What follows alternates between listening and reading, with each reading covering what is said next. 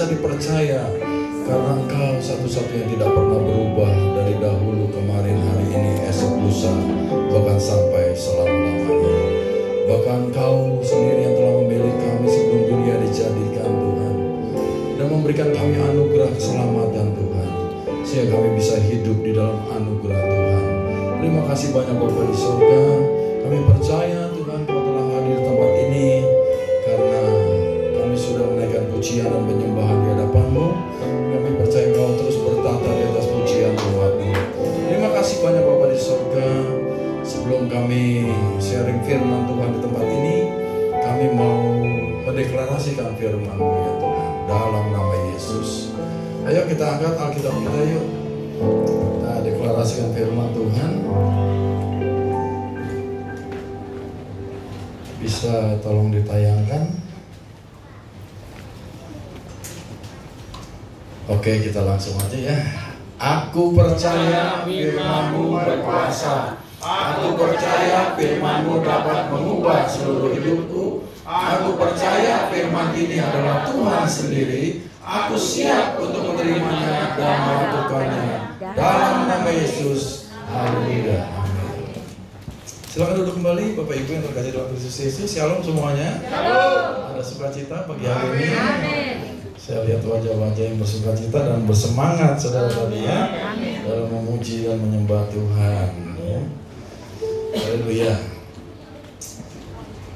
Sudah siap belajar firman Tuhan hari ini? Amin. Amin ya.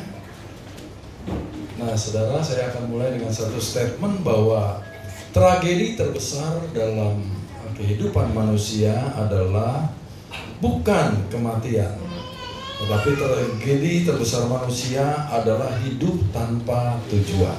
Ya, jadi hidup tanpa tujuan adalah tragedi terbesar manusia. Ya, kenapa demikian, saudara? Karena jikalau kita hidup tanpa tujuan, kita tidak mungkin bisa memperoleh kepuasan dan kebahagiaan dalam hidup ini. Karena tanpa tujuan, saudara, kita asal hidup doang gitu loh, saudara ya, menyambung hidup dari hari ke hari gitu seperti itu, tanpa bisa fokus akan tujuan. Sehingga akhirnya, saudara ya, hidup kita ini banyak menyia-nyiakan, saudara, waktu, tenaga, biaya, pikiran, perasaan, saudara ya, dan seluruh sumber daya banyak kita habiskan untuk sesuatu yang sia-sia, saudara. Sehingga hidup menjadi tidak bermakna, tidak punya arti, saudara. Akhirnya orang mengalami kebosanan hidup gitu ya. Mati segan, gimana hidup segan, mati tak mau, saudara ya. Gitu ya. Jadi akhirnya saudara, orang-orang ini saudara, akhirnya banyak yang mengalami keputusasaan dalam hidupnya. Dan banyak juga saudara yang bunuh diri seperti itu, saudara ya. Nah, untuk bisa tahu tujuan hidup manusia, ya kita harus tanya pembuatnya, saudara. Kita harus cari tahu dengan sang pembuatnya, yaitu Allah kita yang menciptakan kita. Amin. Nah, untuk bisa tahu, saudara, pikiran, kehendak, maksud dan tujuan Allah kita, makanya kita perlu harus membaca dan mempelajari firman Tuhan. Setuju, katakan amin? Amin. Karena firman Tuhan itu, Alkitab itu adalah pikirannya Tuhan yang tertulis. Amin. Nah, setelah tahu tujuannya, saudara, maka Tuhan itu untuk bisa mencapai tujuan, saudara, maka ya orang itu diperlengkapi dengan kemampuan oleh Tuhan yang disebut dengan potensi. Amin. Nah, hari ini kita akan belajar supaya bagaimana kita bisa mengeluarkan potensi kita, mendedikasikan potensi kita, dan memberdayakan potensi kita, sehingga kita bisa berfungsi dan menggenapi tujuan yang sudah Tuhan taruh dalam kehidupan kita semua. Amin. Udah siap belajar? Nah, judulnya adalah Empowering Our Potential ya. Empowering Our Potential bisa ditayangkan. Multimedia bisa ditayangkan di depan. Judulnya adalah Empowering Our Potential ya. Oke ya, jadi memberdayakan potensi kita ya. Kita baca dulu, saudara ya, bacaan Alkitab hari ini. Yuk kita mau baca bersama-sama, saudara ya. 2, 3. Berfirmanlah Allah, baiklah kita menjadikan manusia menurut gambar dan rupa kita, supaya mereka berkuasa atas ikan-ikan di laut dan burung-burung di udara, dan atas ternak dan atas seluruh bumi, dan atas segala binatang melata yang merayap di bumi. Maka Allah menciptakan manusia itu menurut gambarnya. Menurut gambar Allah diciptakannya dia, laki-laki dan perempuan diciptakannya mereka. Allah memberkati mereka, lalu Allah berfirman kepada mereka, beranak cuculah dan bertambah banyak, penuhilah bumi dan taklukkanlah itu. Berkuasalah atas ikan-ikan di laut dan burung-burung di udara, dan atas segala binatang yang merayap di bumi. Nah, saudara, Kejadian 1 ayat 26-28 ini adalah rencana dan tujuan daripada penciptaan manusia, saudara ya. Nah, di ayat ke-26 itu ya, 26a itu adalah rencana Allah untuk menciptakan manusia. Baiklah kita ya menjadikan manusia. Jadi itu adalah rencana Allah untuk menjadikan suatu spesies atau makhluk yang bernama manusia menurut gambar dan rupa Allah. Ya, jadi kita semua diciptakan menurut gambar dan rupa Allah. Katakan saya diciptakan serupa dan segambar dengan Allah. Amin. Nah, gambar itu bahasa Ibrani-nya adalah selom, saudara ya. Selom itu merujuk pada representasi ilahi di bumi. Jadi kita ini adalah perwakilan Allah di bumi, saudara. Amin.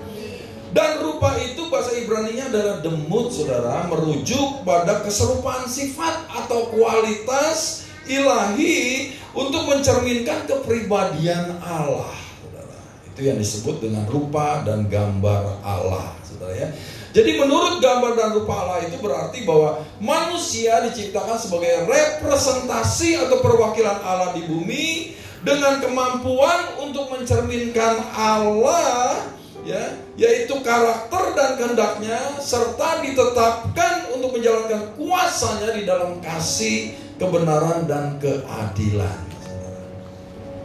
Nah, kemudian ayat 26b-nya itu adalah tujuan Allah menciptakan manusia, yaitu supaya mereka berkuasa. Itu adalah tujuan Allah menciptakan manusia. Katakan, saya sudah diberi kuasa. Saya sudah dikuasai. Amin. Nah, saudara, berkuasa di sini kalau bahasa Inggrisnya have a dominion, itu bahasa Ibrani-nya adalah rada. Katakan rada. Rada itu artinya adalah menguasai, memerintah, mengatur, mengelola, mengatur, saudara, menjadi tuan atas seluruh bumi dan atas seluruh ciptaan selain daripada manusia. Amin. Jadi manusia sudah diberi kuasa bukan untuk menguasai manusia, tapi untuk menguasai seluruh bumi beserta segala isinya. Amin. Kemudian ayat 27 itu adalah pelaksanaan Allah, saudara ya, pelaksanaan Allah terhadap rencananya yang di ayat 26a tadi, saudara. Baiklah kita menjadikan manusia, ya, dilaksanakan, diciptakan manusia laki-laki dan perempuan. Yang pertama diciptakan laki-laki atau perempuan? Laki-laki. Nah, perempuan diambil dari mana? Dari laki-laki, saudara ya. Jadi asalnya, sumbernya dari satu orang saja. Allah cukup menciptakan satu orang, kemudian lahirnya sampai saat ini manusia yang hidup di bumi sekitar 8 miliar orang. Belum yang mati, saudara ya, udah mati gitu, saudara ya. Nah, di ayat yang ke-28 itu Allah memberkati. Di sini memberkati bukan bicara soal uang, saudara. Taman Eden itu belum ada uang, saudara, di sana. Nah, memberkati di sini artinya adalah memberi kemampuan atau ability. Kemampuan atau ability kepada manusia untuk apa? Untuk melakukan perintahnya di ayat yang ke-28b, saudara ya. 28b di sana untuk apa? Beranak cucu, bertambah banyak, penuhi bumi dan taklukkanlah itu, saudara. Ya. Yang telah ditetapkan manusia agar tujuannya tercapai, saudara ya. Di ayat 26b untuk apa, saudara? Menguasai ikan-ikan di laut, burung-burung di udara, saudara ya, atas segala binatang yang merayap di bumi gitu ya. Nah, supaya bisa tergenapi. Jadi diberikan kemampuan, saudara. Nah, kemampuan, saudara, itulah yang disebut dengan potensi ya. Nah, kalau di dalam kitab bahasa Inggrisnya, saudara ya, di dalam kitab bahasa Inggrisnya jelas dikatakan di sana bukan hanya beranak cucu, saudara, tetapi ditulis be fruitful atau berbuah. Jadi katakan, saya diciptakan untuk berbuah, bukan hanya sekedar berbuah, tetapi berbuah banyak atau disebut dengan multiply di sini. Amin. Jadi kita diciptakan ini untuk berbuah banyak. Kalau bahasa Indonesia beranak cuculah dan penuhilah bumi gitu, saudara ya. Nah, jadi Tuhan menciptakan manusia dengan tujuan untuk berbuah banyak. Amin. Nah, berbuah atau be fruitful itu menggambarkan produktivitas, saudara ya. Kalau sesuatu yang bisa, buah itu berbicara mengenai hasil, saudara, atau produk yang kita keluarkan dari hidup kita, itu yang disebut dengan berbuah atau be fruitful. Jadi berbuah itu menggambarkan produktivitas. Jadi manusia diciptakan Tuhan dengan kemampuan untuk produktif. Katakan, saya diciptakan untuk mempunyai kemampuan produktif. Amin. Nah, kemampuan untuk menghasilkan buah atau produktif itu yang disebut dengan potensi. Jadi kemampuan untuk bisa menghasilkan buah yang banyak itulah yang disebut dengan potensi.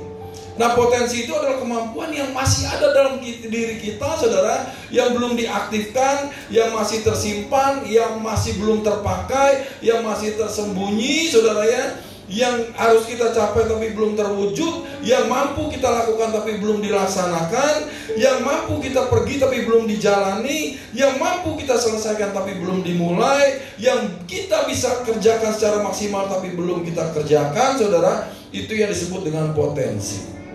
Potensi mudahnya adalah seperti ini, saudara. Potensi adalah seluruh sumber daya yang ditaruh Tuhan dalam diri setiap manusia yang masih terpendam, belum tersingkap, dan belum dimanfaatkan. Kalau yang sudah dimanfaatkan, yang sudah kita kerjakan, yang sudah kita keluarkan, tidak lagi disebut dengan potensi. Maka jangan pernah bangga dengan masa lalu saudara. Amin. Kalau kita stuck di masa lalu, kita nggak mungkin bisa maju, saudara. Kita nggak mungkin naik ke level yang lebih lagi, saudara. Kita nggak mungkin masuk dalam kemuliaan yang lebih lagi. Setuju, katakan amin. Jadi masa lalu udah sekedar masa lalu, saudara ya. Gitu ya, kalau kita naik mobil nggak usah ngeliatin spion terus, saudara. Tapi kita harus fokus ke depan, mengejar tujuan ilahi yang sudah Tuhan tetapkan dalam hidup kita. Amin. Nah, di dalam setiap benih itu ada potensi untuk menghasilkan buah yang lebat, saudara. Ya.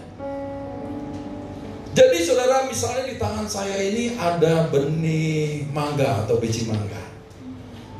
Faktanya kalau kita lihat di sini adalah satu biji mangga. Tetapi kebenaran yang sesungguhnya bukannya satu, saudara. Tetapi itu adalah hutan mangga. Kalau satu benih ini ya, di dalamnya ada potensi, saudara. Kita mulai tanam di tanah yang sesuai, tanah yang baik, tanah yang subur, maka dia akan bertumbuh menjadi pohon mangga. Pohon mangga kemudian akan menghasilkan buah mangga. Tadi yang kita tanam satu, sekarang buahnya bisa berapa? Banyak.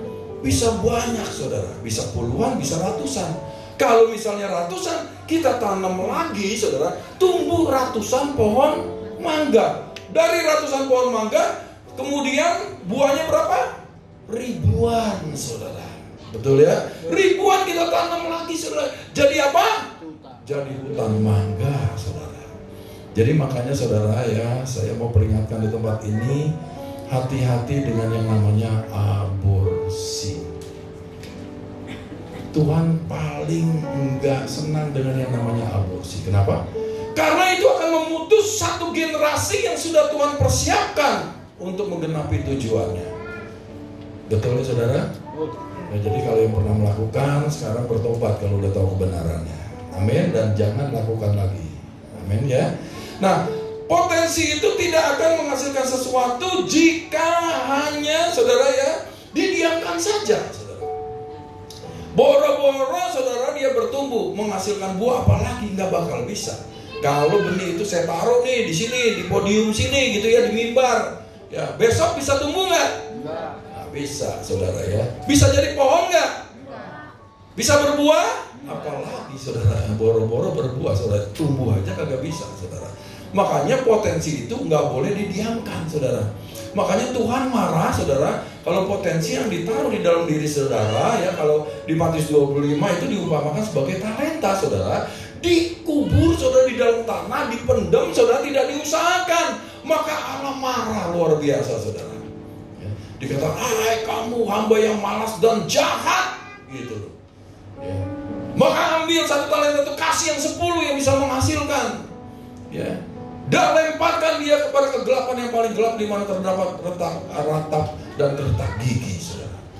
Jadi hati-hati, saudara, potensi yang ditaruh dalam diri kita, saudara, itu nggak boleh didiamkan saja. Maka hidup itu jangan santai, saudara. Amin. Perlu kerja keras, saudara, untuk bisa menemukan potensi kita dan mengeluarkan potensi itu. Amin. Saudara, jangan anggap saudara di tempat ini ya, jangan pernah menilai keadaan saat ini saudara. Jangan pernah melihat kiri kanan saudara, depan belakang saudara, wah dia mah cuma begitu aja, sampai tua juga begitu aja, nggak bakal berubah gitu loh. Nah saudara, Kolonel Sanders mengeluarkan potensi terakhirnya justru di umur 65 tahun. Semua udah pernah merasakan produknya? Ada yang belum pernah merasakan produk daripada Kolonel Sanders di sini? Kasihan deh kamu gitu. Di 65 tahun loh saudara, baru dia keluarkan potensi terakhirnya. Jadi jangan anggap bahwa dia mau udah tua, udah gak mungkin lagi, dah bisa dah produktif. Enggak saudara. Amin. Selama dia masih hidup, dia masih bisa mengeluarkan potensi. Amin. Amin saudara. Karena masih banyak potensi loh di dalam diri kita. Cuma belum bisa tergali, belum ketahuan, dan belum bisa kita keluarkan saudara. Haleluya. Jadi Allah tuh gampang berubah sekejap mata, dia bisa saudara. Betul ya. Paulus saudara, dia kan pernah mengizinkan pembunuhan saudara, betul ya?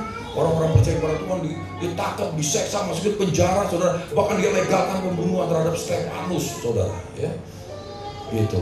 Kemudian siapa lagi saudara? Ya, Musa pernah membunuh orang Mesir. Tetapi di dalam diri Musa ada potensi saudara. Ada apa? Kejadian, Keluaran, Imamat, Bilangan, dan Ulangan. Luar biasa saudara. Hari ini kita belajar dari karyanya Musa saudara. Nah kemudian Paulus ada 13 kitab saudara di dalam diri dia, walaupun dia seorang pembunuh lah kita katakan, karena dia memang yang merencanakan pembunuhan itu. Jadi jangan anggap orang hari ini oh begitu, jangan menjudge dia hari ini oh dia begitu. Enggak saudara. Ya, karena Tuhan punya tujuan atas hidup kita semua saudara, dan tujuannya pasti yang terbaik. Haleluya. Makanya jangan pernah iri dengan satu dengan yang lain, karena kita diciptakan berbeda satu dengan yang lain. Tujuannya berbeda-beda saudara. Amin. Maka nggak pernah ada yang sama di tempat ini. Yang kita fokus hanyalah diri kita saudara dengan Tuhan. Amin. Ya. Nah Kejadian 1 ayat 26, kalau kita diciptakan serupa dan segambar dengan Allah, atau bahasa Latinnya adalah imago Dei atau citra Allah, yang adalah creator, yang adalah pencipta, maka kita juga diperlengkapi dengan kemampuan untuk mencipta atau berkreasi. Amin. Katakan, saya diciptakan dengan kemampuan untuk mencipta dan berkreasi. Amin. Itu harus kita imani saudara ya. Nah pada waktu kita kreatif, baru kita bisa mencerminkan rupa dan gambar Allah saudara. Amin. Karena kita diciptakan tadi salah satunya menurut rupa Allah, untuk mencerminkan kepribadian Allah saudara. Amin. Kalau Allah kita kreatif saudara, maka saudara kalau kita kreatif baru bisa mencerminkan Dia saudara. Amin. Katakan, kita semua harus kreatif. Ya. Nah Tuhan memberikan kepada manusia bukan barang jadi atau end product saudara, tapi bahan bakunya yang Dia berikan, raw material untuk kita olah. Taman Eden saudara, ada bangku nggak? Ada meja? Ya, ada mikrofon? Ada lampu? Nggak ada saudara. Ya, tetapi Allah hanya menciptakan saudara ya, tumbuh-tumbuhan, hewan gitu ya, kemudian sumber daya alam gitu ya, Dia ciptakan. Nah itu dengan kreativitas manusia, dengan potensi manusia saudara, maka saudara terciptalah seperti yang ada sekarang ini. Betul ya saudara? Baju saudara dari mana saudara? Hah? Bahannya dari mana? Dari benang, betul ya. Kalau bukan wool, dari benang. Benang dari mana? Dari kapas. Kapas dari mana? Dari pohon. Tuhan cuma ciptain pohonnya saudara, tapi manusia dengan kreativitasnya, maka terjadilah baju. Kalau bajunya dari wool, misalnya jasnya dari wool gitu, wool dari mana? Dari bulu domba. Ya, berarti bulu domba dari domba, saudara, binatang domba. Allah ciptain binatangnya doang. Betul ya? Sekarang nih, saya kemari nih, mobil saya pakai ban. Ban itu dari mana? Dari karet. Ya, bahan baku, bahan jadinya saudara ya. Nah karet itu dari Dari getah karet, betul ya? Getah karet dari mana? Dari pohon. Tuhan cuma ciptain pohonnya, manusia dengan kreativitasnya dan mengeluarkan potensinya untuk bisa menjadikan ban mobil atau motor. Amin. Semua nih yang ada di sini semuanya sama, saudara. Semuanya hanya dari bahan bakunya yang sudah Tuhan persiapkan. Amin. Ya. Jadi saudara, di dalam Ulangan 8 ayat 18 ini jelas sekali, tetapi haruslah engkau ingat kepada Tuhan Allahmu, sebab Dialah yang memberikan kepadamu kekuatan. Kekuatan di sini adalah ability atau kemampuan untuk memperoleh kekayaan. Tuhan enggak langsung hujanin duit, saudara. Betul ya? Dia enggak langsung, saudara, kocorin duit dari surga. Itu enggak, saudara. Tapi yang diberikan apa? Ability atau kemampuan. Kemampuannya itu yang disebut dengan potensi, saudara. Nah, potensi itulah yang mesti kita keluarkan dari hidup kita. Amin. Kita pakai potensi yang sudah Tuhan berikan untuk bisa memperoleh kekayaan. Amin. Nah, kesalahan orang Kristen adalah pada waktu dia menerima firman, kemudian dia terima janji-janji Tuhan, kemudian mereka beriman dan berdoa, tapi berhenti di situ. Salah nggak begitu? Nggak salah, saudara. Tetapi yang jadi masalah kalau dia hanya menunggu berkat itu datang dengan sendirinya, ya, maka hal itu tidak pernah akan bisa terjadi, saudara. Betul? Iman tanpa perbuatan adalah mati. Maka perlu kita itu, saudara, seperti Adam ditaruh di Taman Eden, harus apa? Bekerja, diusahakan, saudara, dikembangkan, ditumbuhkan, saudara. Itu tugas manusia, saudara. Setuju, katakan amin. Amin. Ya. Jadi yang benar adalah kita harus bertindak, mengusahakan, mengelola dan mengembangkan apa yang ada pada kita saat ini, bukan yang nggak ada, saudara. Tuhan selalu buat mujizat dari apa yang ada pada kita. Amin. Bukan yang tidak ada pada kita. Haleluya. Haleluya. Nah, Tuhan itu sudah memberikan semua bahan bakunya tadi, saudara. Yang diperlukan di sekitar kita udah ada semua, serta kemampuan atau potensi di dalam diri kita semua untuk mengusahakan, mengelola dan mengembangkannya, saudara. Amin. Ya, jadi semuanya itu udah ada loh sebetulnya. Nah, bagaimana cara kita memberdayakan potensi yang sudah Tuhan taruh dalam kehidupan kita semua? Nah, kita akan belajar hari ini, saudara, ya. Nah, cara memberdayakan potensi kita yang pertama itu adalah harus memiliki pola pikir yang kreatif. Amin. Apa, saudara? Harus miliki pola pikir yang kreatif, karena Allah kita itu kreatif, saudara. Ya.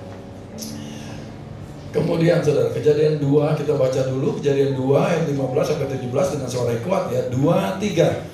Tuhan Allah mengambil manusia itu dan menempatkannya dalam Taman Eden untuk mengusahakan dan memelihara taman itu. Lalu Tuhan Allah memberi perintah ini kepada manusia. Semua pohon dalam taman ini boleh kau makan buahnya dengan bebas, tetapi pohon pengetahuan tentang yang baik dan yang jahat itu jangan kau makan buahnya, sebab pada hari kau memakannya pastilah kau mati. Taman Eden itu miliknya siapa? Jadi dari semula, saudara, manusia ditempatkan, saudara, di Taman Eden ini, saudara, ya, di miliknya Tuhan, saudara. Yang perlu kita tahu sekarang, saudara, ya, yang ada pada kita semua, saudara, itu adalah miliknya siapa? Tuhan. Bahkan hidup dan mati kita itu adalah kepunyaannya Tuhan. Amin. Baik kita hidup dan mati harus mempermuliakan nama Tuhan. Haleluya. Nah, jadi Adam, saudara, ditaruh di Taman Eden, dipercayakan oleh Tuhan untuk mengusahakan dan memelihara taman miliknya Tuhan, saudara. Dia boleh menikmati seluruhnya yang ada di sana, fasilitas apa, buah, saudara, dari pohon apa saja, boleh, saudara, dimakan. Betul ya? Cuman satu doang yang nggak boleh, buah dari pohon pengetahuan yang baik dan yang jahat. Nah, saudara, di sini, saudara, ya, jadi Taman Eden itu adalah proyek pertamanya manusia, saudara, ya, untuk belajar mengembangkan apa saudara. Supaya apa? Supaya potensi manusia bisa keluar, saudara. Amin. Nah, saudara, karena Tuhan itu sudah mendesain manusia untuk mampu berbuat demikian, maka Tuhan mau manusia belajar mengelola apa yang dipercayakan kepadanya. Inilah yang disebut dengan stewardship. Sebut apa? Stewardship. Stewardship itu adalah tugas dan tanggung jawab untuk mengelola dan memelihara serta mengawasi milik orang lain. Dalam hal ini adalah miliknya Tuhan. Amin. Karena kita percaya bahwa segala sesuatu berasal dari Tuhan dan oleh Tuhan dan kepada Tuhan lagi. Betul? Ya. Jadi kita itu cuma stewardship, saudara. Kita itu cuma pengelola. Kita itu cuma penilik atau overseers atau pengawas, gitu loh, saudara. Kita ini cuma manajernya Tuhan di bumi. Amin. Bahkan termasuk istri kita, suami kita, anak kita, itu juga kepunyaannya Tuhan yang perlu kita kelola dan kembangkan. Amin. Ya. Jadi makanya jangan pernah ada yang merasa memiliki, saudara. Karena semua itu miliknya Tuhan. Tetapi kita, saudara, ya, harus mengelolanya dengan baik dan bisa mengusahakannya, saudara, sehingga menghasilkan buah yang banyak. Amin. Haleluya. Kalau dikasih anak, anak itu adalah milik pusakanya Tuhan. Mazmur 127 ayat 3. Betul ya? Kalau milik pusaka gak boleh sembarangan, saudara. Harus dirawat sedemikian rupa, ditaruh di tempat yang istimewa, diperhatikan, saudara. Saudara, dilindungi dengan baik, saudara. Perlu effort yang luar biasa. Makanya kalau kita diberi karuniai anak oleh Tuhan, harus dijaga, dipelihara, dirawat, dididik sampai anak ini betul-betul bisa menerima Yesus sebagai Tuhan dan Juru Selamat pribadinya. Haleluya. Nah, Kejadian 2 ayat 15 di sini, Taman Eden itu adalah teritori kecil. Adam mungkin bingung, saudara, karena dia diberikan apa, saudara? Firman bahwa untuk menguasai seluruh bumi, harus memenuhi bumi. Kenapa dikasih di spot yang kecil doang, gitu loh. Ya. Nah, justru itu, saudara, ya, kalau kita belajar prinsipnya Tuhan, semua dimulai dari yang kecil. Kalau engkau setia kepada perkara yang kecil, baru ditambahkan kepada perkara yang besar. Cuman manusia inginnya langsung besar. Betul ya? Ini langsung cepat kaya gitu loh. Ini cepat dapat jabatan gitu loh. Tapi tidak dimulai dari yang kecil.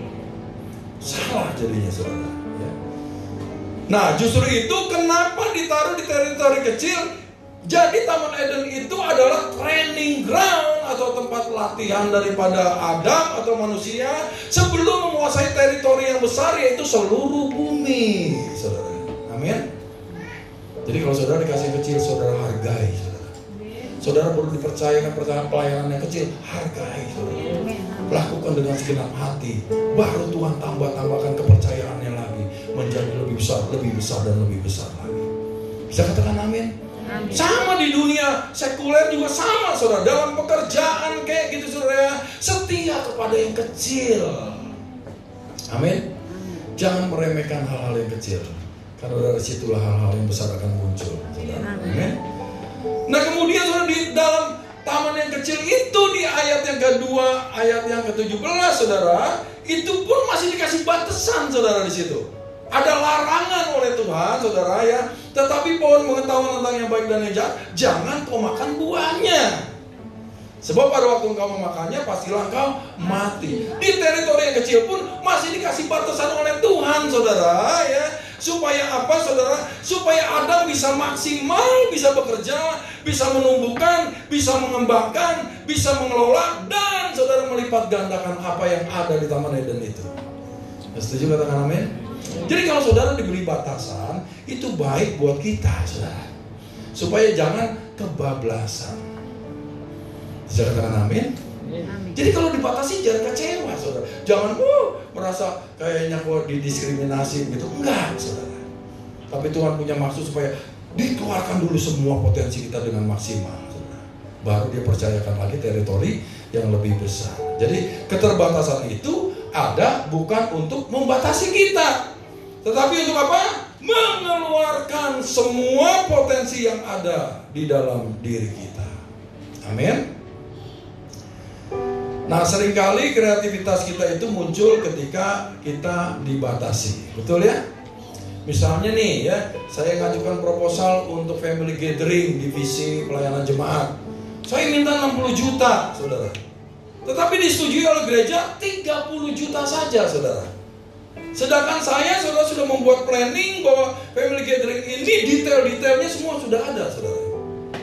Kalau saya langsung dikasih 60 juta di ACC misalnya oleh gembala gitu ya, kira-kira kreativitas saya muncul nggak? Nggak bakal muncul. Oke, gitu ya, tinggal laksanakan saja. Tapi pada waktu cuma dikasih 30 juta, mulai mikir, saudara, mulai kerja keras, saudara, mulai, saudara ya, itu mencari kreativitas supaya apa? Supaya program ini, acara family gathering ini bisa terlaksana dengan baik. Amin. Jadi kalau ada batasan, saudara, justru disitulah kesempatan kita untuk mengeluarkan potensi kita dan kreativitas kita. Haleluya. Jangan merasa kayaknya ditindas, ditekan gitu. Bukan, saudara. Justru itu harusnya bersyukur. Haleluya. Nah, jadi saudara, ini semua bisa kalau kita memiliki mindset yang kreatif, saudara. Kalau kreatif, mindset kita malas, saudara, nggak mungkin bisa, saudara. Makanya untuk bisa memberdayakan potensi kita harus punya pola pikir yang kreatif, saudara. Kreatif itu berarti dinamis terus pikirannya, nggak stuck, saudara. Enggak berhenti kalau menghadapi, saudara, ada batasan. Enggak berhenti kalau ada tantangan. Yang setuju katakan amin. Pola pikir kreatif itu selalu punya hati dan pikiran terbuka dan fokus melihat ke dalam untuk mencari solusi. Jadi dia nggak pernah melihat temennya, nggak perlu melihat apa sebagai saingannya, saudara. Coba saudara kalau pelari, saudara, atlet lari, saudara, dia misalnya di lintasan 1 gitu ya, tapi dia lihatin musuhnya terus di lintasan 2, 3, 4, 5 sampai 10 gitu, saudara. Apa yang terjadi, saudara? Pasti kalah jelas. Mungkin dia tersandung jatuh, saudara, dan akan mengalami kecelakaan, betul ya? Makanya jangan pernah ngeliatin orang lain terus, saudara. Fokus dalam diri kita. Amin. Nggak perlu, saudara, membuang energi buat orang lain, saudara. Fokus hidup kita dengan tujuannya. Amin. Nah, kalau kita melihat ke dalam, saudara, di dalam diri kita ada Roh Kudus. Betul. Roh Kudus itu yang memberikan inspirasi, yang memberikan kreativitas kepada kita, karena dia adalah Roh Allah atau Roh Pencipta. Haleluya. Maka saudara perbaiki hubunganmu dengan Roh Kudus. Haleluya. Supaya timbul ide-ide, kreativitas, dan hidup saudara menjadi produktif. Haleluya. Nah, dengan hati dan pikiran yang terbuka, saudara, Roh Kudus bisa terus bekerja untuk berkreasi, saudara ya. Nah, sekarang bedanya orang malas dengan orang kreatif apa? Misalnya, saudara ya, ada sebuah pohon yang rindang gitu, yang besar, saudara ya, yang rimbun di tengah hari bolong. Kalau orang malas ngelihat pohon itu gimana, saudara? Dia datengin dulu, terus kemudian dia rebahan, saudara. Betul ya? Rebahan lama-lama, gitu doang, saudara. Itu adalah mindset orang malas. Tapi kalau orang kreatif, saudara, dia datangi pohon itu, dia mulai lihat, dia mulai berpikir keras, mau dijadiin apa nih pohon? Waduh, bagus nih kayunya, bisa dijadiin perahu buat cari ikan. Waduh, bagus nih, ya kayunya nih dari pohon ini buat bikin gerobak, buat jualan mie ayam, buat jualan bakso, buat jualan apa lagi, saudara? Nah, itu kira-kira begitu, saudara ya. Itu orang yang kreatif. Kemudian kalau dia ahli bangunan, saudara, dia lihat begini, waduh bagus ini untuk dibikin apa? Bikin kusen, bikin rangka atap, bikin rangka plafon gitu ya, bikin interior desain yang bagus.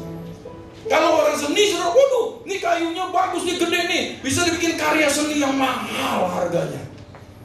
Betul, itu orang yang punya pola pikir kreatif. Jadi Tuhan itu udah siapin sebetulnya, cuman masalahnya kita kreatif apa enggak. Kalau malas ya udah begitu aja. Makanya gereja ini, saudara, saya berdoa supaya semuanya kreatif. Sehingga terus apa yang dikelola menjadi besar, saudara, bahkan bermultiplikasi. Amin. Ya, berikan tepuk tangan buat Tuhan yang sudah memberikan kreativitas. Jangan didiemin, Tuhan gak mau, saudara. Amin. Kalau udah baik, buat lebih baik lagi, saudara. Kalau cuma ada segini, buat lebih banyak lagi. Yang setuju katakan amin. Ya harus punya pola pikir kreatif. Nah, orang pola pikirnya males tuh kalau ngelihat batasan dianggap suatu penghalang, saudara. Kemudian dia berhenti aja kalau dia ngeliat penghalang, udah deh, berhenti aja deh. Gue udah gak kuat lagi, aduh kayaknya gak ada harapan gitu loh. Kemudian apa? Nyalain orang lain, bener gak? Cari alasan, gitu. Itu orang malas tuh, saudara. Ya, saya percaya di sini gak ada yang malas, saudara. Amin. Semuanya orang-orang yang punya pola pikir kreatif. Amin ya. Justru kalau orang punya pola pikir kreatif, melihat halangan itu dia jadikan kesempatan, saudara. Amin. Kesempatan untuk apa? Untuk membuat terobosan, membuat jalan keluar, saudara. Dan apa, saudara? Dari masalah tersebut, saudara, menjadi problem solver dia, bukan problem maker. Betul ya? Gitu. Nah kalau orang malas bikinnya jadi problem maker, bukan problem solver, saudara. Ya saya berdoa supaya semuanya jadi problem solver tempat ini. Ya. Nah saudara, oleh karena itu nggak perlu kita membandingkan diri kita dengan orang lain. Masing-masing fokus dengan dirinya sendiri. Amin ya.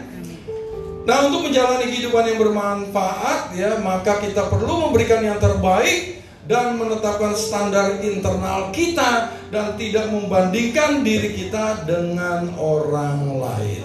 Amin. Ya. Jadi yang pertama apa supaya bisa memberdayakan potensi kita? Miliki pola pikir yang kreatif. Yang kedua, saudara, caranya memberdayakan potensi kita adalah memiliki mentalitas ulet, saudara. Bukannya ulat, saudara ya. Kalau ulat merusak, saudara gitu, saudara ya. Orang lihatnya jijik gitu. Tapi miliki mentalitas ulet, saudara. Ulet itu terdiri dari dua kata sebetulnya di sini. Yang pertama adalah ketekunan, yang kedua adalah kesabaran. Jadi ulet itu terdiri dari apa? Tekun dan sabar. Pak Sabar nggak ada di sini, saudara. Jadi tekun dan sabar itu populer nggak saat ini? Di zaman now populer nggak? Nggak populer.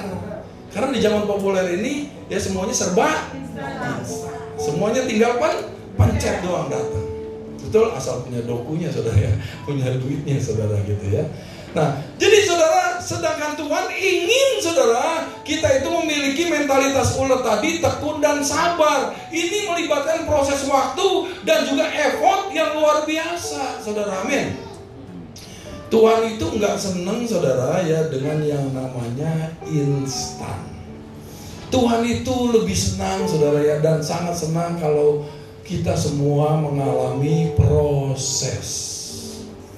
Bahkan Ayub, saudara, yang begitu berat prosesnya, dia bisa berkata bahwa ya, jikalau Tuhan menguji aku akan keluar menjadi emas. Betul ya? Emas itu sesuatu yang berharga, saudara. Ya itu disebut dengan logam yang mulia, saudara, kayak gitu. Karena apa? Melalui proses. Semakin lama prosesnya, semakin karatnya semakin naik, saudara. Kemuliaannya semakin naik, saudara. Harganya semakin mahal. Amin.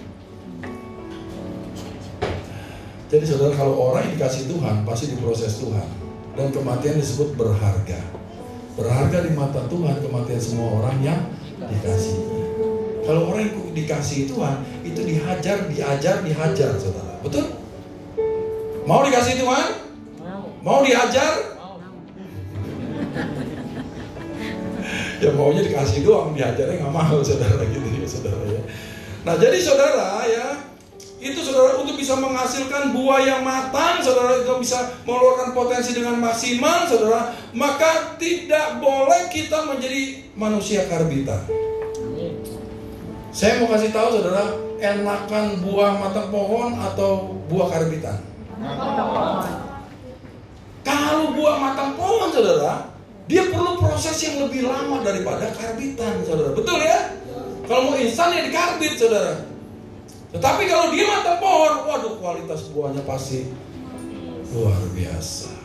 Rasanya enak, saudara, lezat, saudara, gitu ya. Pokoknya dia punya kualitas yang lebih baik, saudara, daripada yang karbitan. Amin. Oleh karena itu perlu proses, saudara. Maka kalau saudara diproses, saudara, maka saudara akan matang pohon buahnya. Haleluya. Ya. Dan dicari orang, saudara. Betul. Saudara kalau beli buah mau yang karabitan apa yang matang pohon? Wah, iya saudara ya, karena berbeda banget gitu loh, saudara. Oleh karena itu, untuk bisa matang pohon harus melewati ujian dan tantangan, saudara. Untuk bisa melewati ujian dan tantangan perlu yang namanya tekun dan sabar. Amin. Maka saya berdoa supaya semua di sini bisa tekun dan sabar di dalam menghadapi setiap masalah yang dihadapi. Haleluya. Sayangnya generasi sekarang disebut dengan generasi apa? Strawberry gitu. Strawberry kelihatannya indah, waduh warnanya bagus gitu. Tapi waktu dipejit sedikit aja gini, bonyok, jatuh aja bonyok. Makanya banyak saudara anak-anak muda saat ini saudara yang stres, depresi, banyak yang crazy saudara. Kenapa? Karena itu tadi saudara, baru dapat tekanan sedikit langsung stres, langsung baru dibully, langsung bunuh diri. Ya, artis-artis Korea baru dibully itu bunuh diri, saudara. Bayangin aja, saudara. Itu sangat rapuh, saudara. Saya berdoa di sini supaya generasi strawberry itu bisa berbuah, saudara ya, bisa berubah dari generasi rapuh menjadi generasi tangguh. Amin. Ya, dan saya berdoa supaya generasi di tempat ini, saudara, terutama di WTC Cilegon, menjadi generasi bintang yang dihormati oleh Allah dan manusia. Amin. Berikan tepuk tangan buat Tuhan. Yang ketiga nih, ya, yang terakhir, bagaimana cara memberdayakan potensi kita? Ya, yang pertama apa? Miliki. Yang kedua, yang ketiga adalah gunakan potensi, ya, gunakan potensi kita untuk memberkati orang lain, ya, dan mempermuliakan Tuhan. Yang ketiga, potensi kita itu untuk menjadi berkat bagi orang lain dan mempermuliakan Tuhan. Ya, kita lihat dulu nih ayatnya, saudara di sini ya. Yuk kita baca lagi yuk, 2, 3. Aku memberikan perintah baru kepada kalian, kasihilah satu sama lain, sama seperti aku sudah mengasihi kalian, begitulah kalian harus saling mengasihi. Kalau kalian saling mengasihi, semua orang akan tahu bahwa kalian adalah murid-muridku. Bila kamu menghasilkan buah yang banyak, Bapakku akan dimuliakan dan kamu pun benar-benar terbukti sebagai muridku. Jadi saudara, kita adalah murid yang sejati ketika buah kita menyalurkan kasih Kristus dan mempermuliakan nama Tuhan. Jadi hidup kita harus menyalurkan kasih Kristus dan tujuan akhirnya adalah mempermuliakan nama Tuhan. Amin. Tujuan akhirnya bukan untuk mencari kemuliaan diri sendiri, saudara. Ya, kalau pohon menghasilkan buah, buahnya bukan untuk pohon itu, tetapi untuk dinikmati oleh orang lain, saudara. Betul? Supaya orang lain pada waktu dia makan buah itu, waduh, buah ini lezat banget, buah ini enak banget gitu ya, berbeda daripada buah yang di tempat lain. Saya mau cari dong, di mana ditanamnya pohon ini, siapa sih yang nanamnya, gimana sih cara menanamnya, saudara. Bawa orang kepada Kristus. Amin. Tujuan akhir adalah untuk menyelamatkan jiwa-jiwa, saudara. Haleluya. Jadi apapun potensimu yang keluar, engkau punya karunia, punya kemampuan, punya talenta, semuanya untuk menjadikan orang lain datang kepada Kristus. Haleluya. Nah, di dunia ini banyak sekali sih orang sukses gitu ya, yang punya bakat, kemampuan, kalian talenta yang luar biasa. Kita bisa lihat di talent show, saudara ya. Mau dia di media sosial kayak, mau dia di media elektronik kayak gitu, saudara ya. Tetapi saudara, tidak banyak orang yang sadar bahwa kesuksesan yang dia miliki, yang dia dipercayakan, saudara, itu semua berasal dari Tuhan dan untuk mempermuliakan nama Tuhan. Amin. Jadi bukan untuk memperkaya diri sendiri, untuk membuat dirinya terkenal, saudara, tetapi untuk, saudara, kepentingan Tuhan, yaitu dengan cara apa? Membawa jiwa-jiwa justru untuk memperkenalkannya kepada Tuhan. Amin. Jadi apapun yang dipercayakan oleh saudara saat ini dipakai untuk apa? Membawa jiwa-jiwa kepada Tuhan. Pertanyaan refleksinya nih, Apakah buah-buah kita menjadi berkat bagi orang lain dan membawa mereka untuk mengikut Yesus? Ini pertanyaan, saudara. Ya. Yang dipercayakan kepada saudara saat ini, apakah untuk mempermuliakan nama Kristus? Ya. Nah, saudara saya itu bekerja sebagai full timer di UPT Serpong sebagai pastoral. Nah, pada waktu saya melayani saudara di tempat kedukaan, salah satunya adalah tempat kedukaan saudara, saya melihat banyak orang-orang yang mati saudara. Tetapi saudara, pada waktu saya melihat orang yang matinya tersenyum, rasanya bahagia gitu saudara seakan-akan dia tuh cuma tidur doang gitu loh saudara. Nah, ada eulogi saudara. Eulogi itu orang yang menyampaikan saudara tentang kebaikan, tentang jasa-jasa orang itu, tentang apa yang diperbuatnya gitu untuk menghormati yang meninggal. Betul ya? Maka suka diberikan dari pihak keluarga, diminta kesaksiannya gitu saudara. Nah, kebanyakan orang saudara yang hidupnya paling berbahagia di bumi ini adalah orang yang hidupnya kosong saudara. Pada waktu dia lahir, dia bawa potensi yang banyak saudara. Dia born full, tapi pada waktu dia mati, dia die empty. Dia keluarkan semuanya.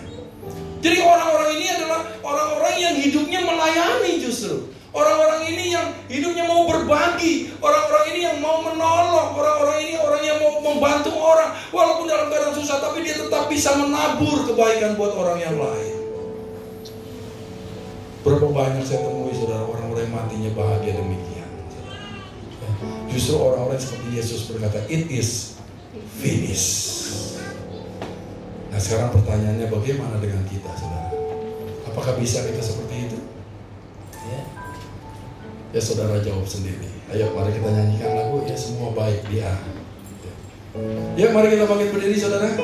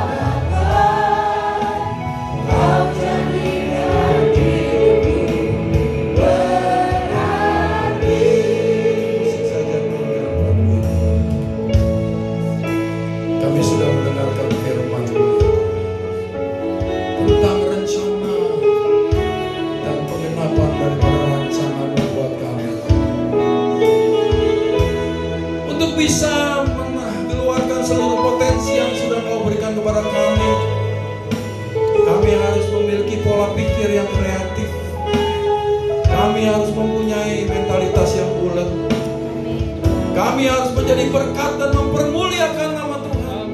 Itu tidak mudah, karena di luar Engkau kami tidak bisa berbuat apa-apa, Tuhan.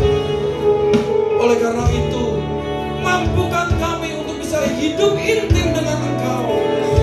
Sebab pada waktu kami intim dengan Engkau, Engkau adalah sumber dari segala sesuatu yang kami butuhkan untuk bisa mengeluarkan potensi dan untuk berjalan di dalam destiny sampai seluruh rancangan-Mu tergenapi dalam kehidupan kami.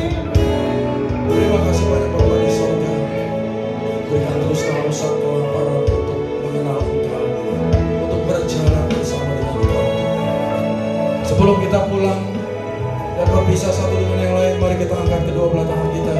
Kita mau terima berkat daripada Tuhan. Tuhan memberkati dan melindungi engkau. Tuhan menyinari engkau dengan wajahnya dan memberi engkau kasih karunia. Tuhan menghadapkan wajahnya kepadamu dan memberi engkau damai sejahtera.